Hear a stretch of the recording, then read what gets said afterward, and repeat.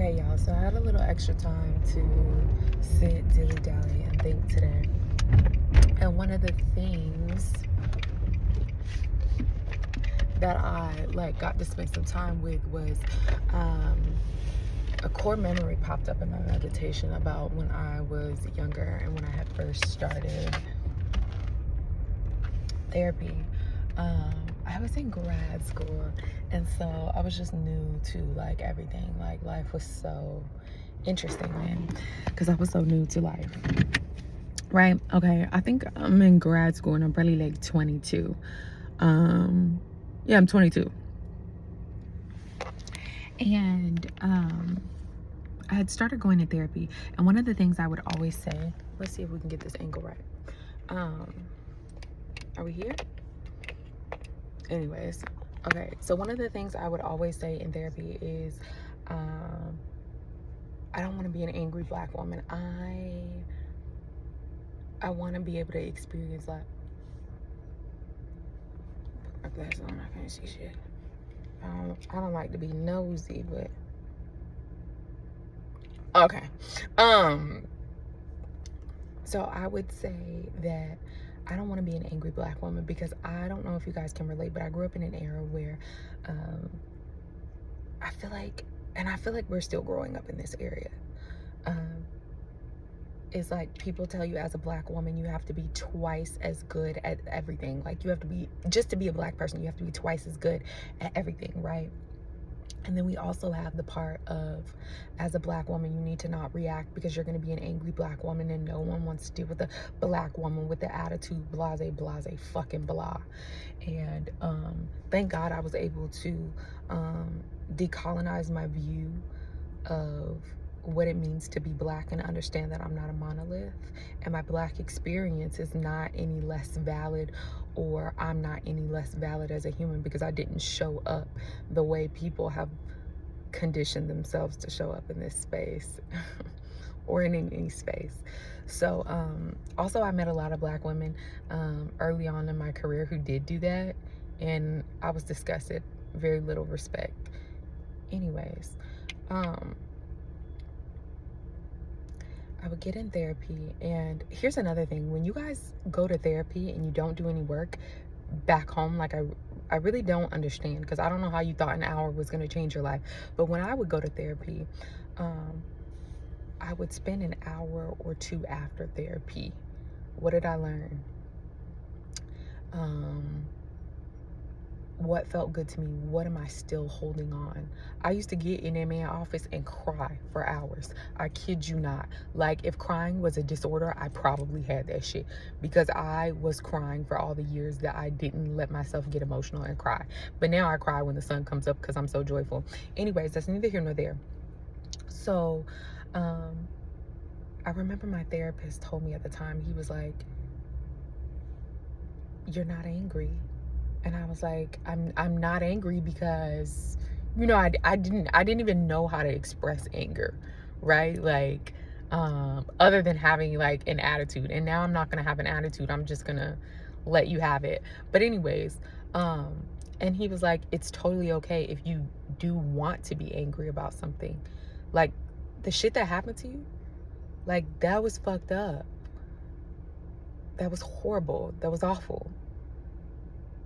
It's okay for you to be mad about injustice that has happened to you or other people around you, right? Like, it's okay.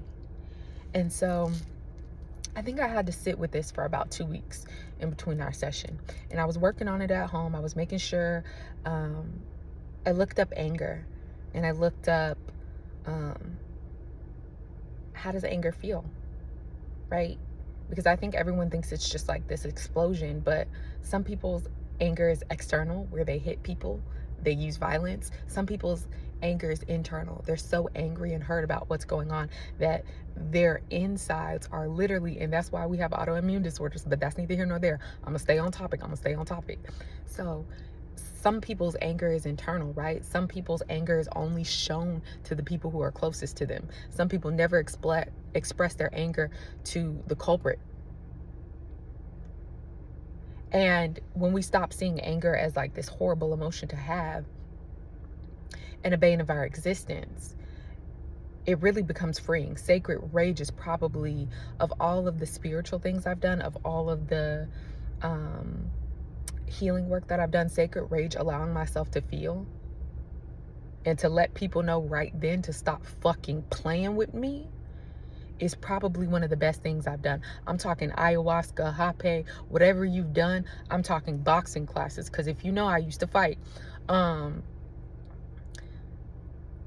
Exercise, everything. The best thing I ever did was allow myself sacred rage. And I remember going home, and I still have it in one of my journals, and it just so happened that I looked over it today while I was looking for some notes about yoga, and I found it. And what I said was, the same anger that I try not to have is probably the same anger that saved my ancestor's life years ago.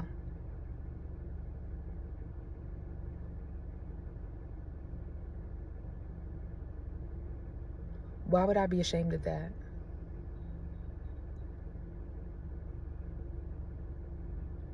There are so many powerful emotions that we have, but I think allowing yourself to feel, express, right? And not necessarily act on it. I do not have to slap a bitch in her face every time she pissed me off. I don't have to kick people in their throat. Will I? We don't know. But you can't convince me that being an angry Black woman is not something that will feel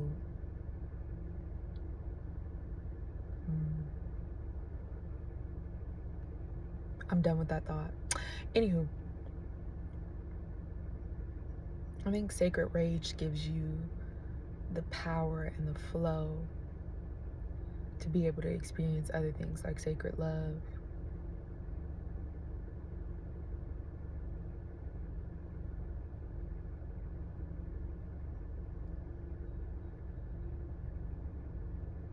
Because if you think about it, we really only have two emotions. But that's for another day. I just wanted to share that in my Black ass experience for the day.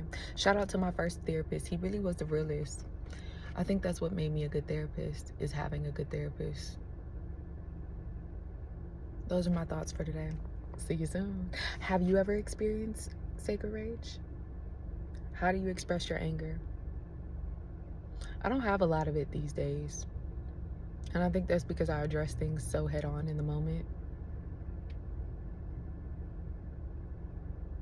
Took a long time to get there though.